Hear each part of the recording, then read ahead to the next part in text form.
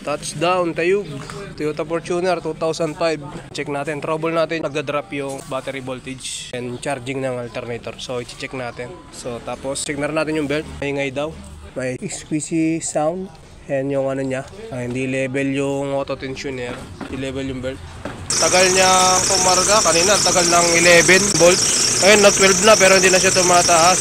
Dapat nito 13 to 14. Standard ng pag umaandar yung makina na natin, dapat nagcha-charge yung nagpo-produce ng charging yung alternator. So ito wala.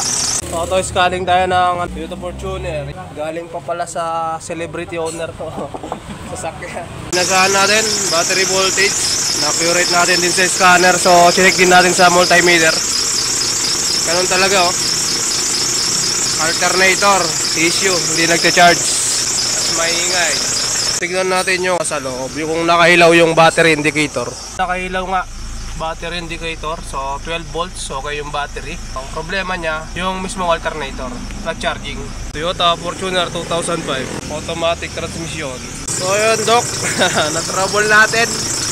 May squeaky sound ang belt.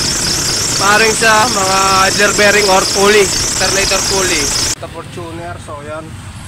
Alternator, nag-charging yung issue niya. Tapos sira na rin yung belt. Sira na rin yung auto tensioner niya.